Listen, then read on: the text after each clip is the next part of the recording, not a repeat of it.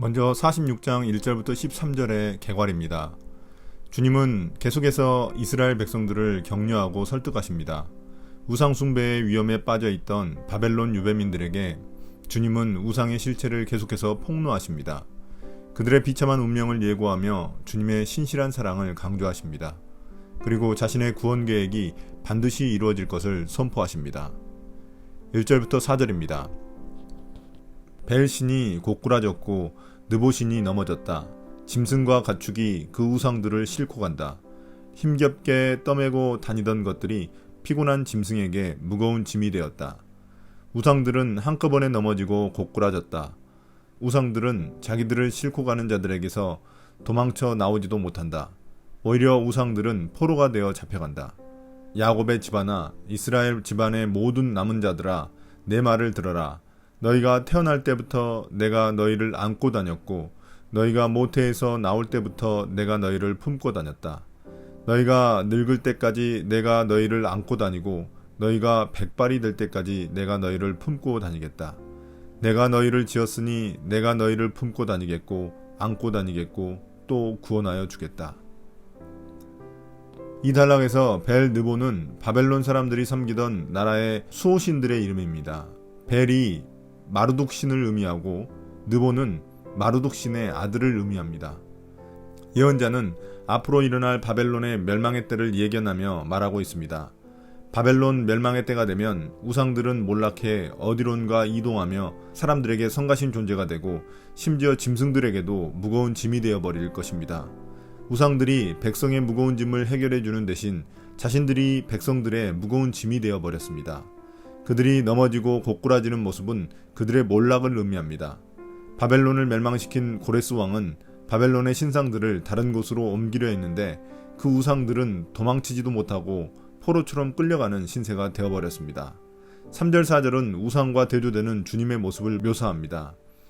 이스라엘 집안의 남은 자들이란 바벨론의 포로로 끌려온 자들을 의미합니다. 주님은 마치 엄마가 갓난아이를 키우듯 이스라엘을 안고 키우셨습니다. 과거 주님이 이스라엘을 위해 하신 많은 일들을 의미하는 것입니다. 바벨론의 우상들은 결국 사람들에게 무거운 짐이 되어버렸지만 주님은 이스라엘에게 짐이 되기는커녕 주님께서 그들을 업고 다니셨습니다. 4절은 마지막까지 주님이 이스라엘을 책임지시겠다는 것입니다. 바벨론 우상들은 몰락의 때에 사람들에게 짐이 되어버리지만 주님은 이스라엘을 마지막까지 책임지시는 분임을 말해주는 것입니다.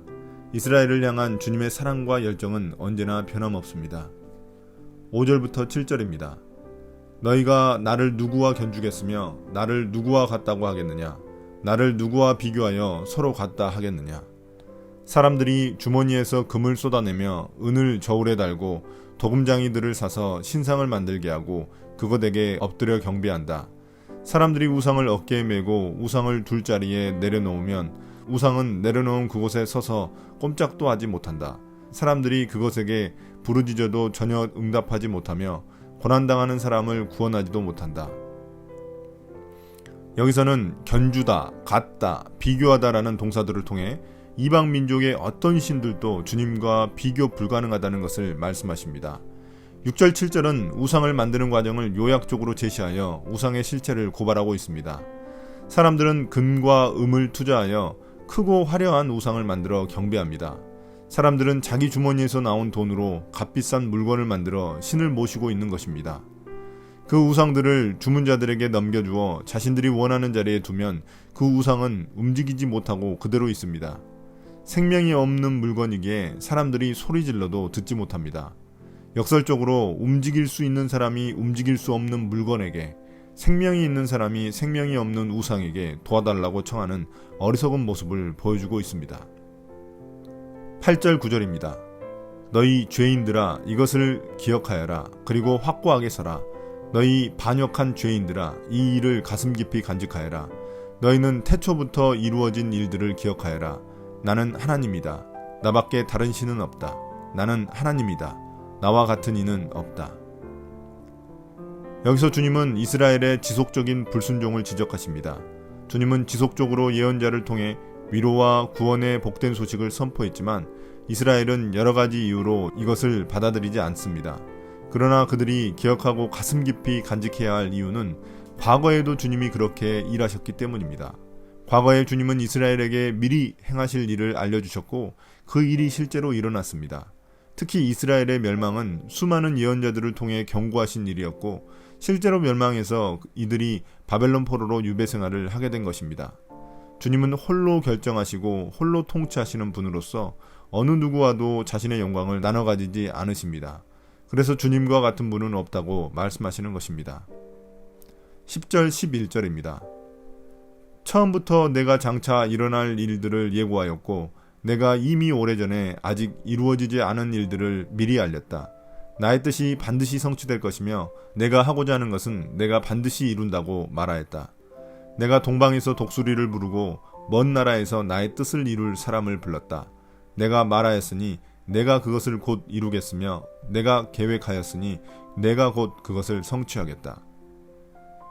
여기 10절에서는 9절에서 주님이 자신밖에 참된 신이 없다는 사실의 근거를 말씀하고 있습니다. 주님은 장차 일어날 일들을 미리 예고하셨고 그 일들이 실제 성취되었습니다. 과거에도 그렇게 일하셨기 때문에 이번에도 주님의 예언은 성취될 것입니다. 물론 이스라엘 백성들 입장에서는 와닿지 않았습니다. 아직 멀게만 느껴지는 페르시아 왕 고레스가 아직 너무나 건재한 바벨론 제국을 멸망시킬 것이라 예상할 수 없었고 심지어 그것이 자신들의 구원을 이루는 수단이 될 거라고 상상조차 할 수 없었습니다. 11절은 그 주님의 계획을 말씀하시는 것입니다. 여기서 동방이란 바벨론 동쪽에 위치한 페르시아를 의미합니다.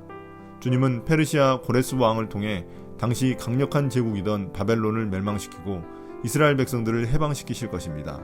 놀라운 일이지만 주님의 계획은 언제나 이루어질 것이기에 이스라엘 백성들은 믿고 신뢰해야만 합니다. 12절 13절입니다. 내가 승리할 것을 믿지 않는 너희 고집센 백성아, 내가 하는 말을 들어라. 내가 싸워서 이길 날이 가까이 왔다. 그 날이 멀지 않다. 내가 이기는 그날은 지체되지 않는다. 내가 시온을 구원하고 이스라엘 안에서 나의 영광을 나타내겠다. 이스라엘 백성들은 현재 가장 강력한 제국이 바벨론인데 그 바벨론이 갑자기 멸망할 것이라는 말은 믿기 힘든 일이었습니다. 마치 현재의 미국과 중국이 갑자기 무너진다는 말과도 같기 때문입니다. 또한 이스라엘 백성들은 주님의 이런 구원 계획을 거부하기도 했습니다. 왜냐하면 이방 나라 왕이 자신들을 해방하는 것이 못마땅했기 때문입니다. 하나님이 말씀하신 다윗 약속에 의하면 다윗 자손을 통해 그 해방이 이루어져야 했습니다. 그런데 이방 왕이 와서 자신들을 해방할 것이라는 말은 도저히 믿기도 힘들고 받아들이기도 힘든 일이었습니다. 그러나 그들의 계속된 불신은 주님 보시기에 그들의 똥꼬집에 불과할 뿐입니다. 그들에게 필요한 것은 주님의 말씀에 대한 믿음입니다.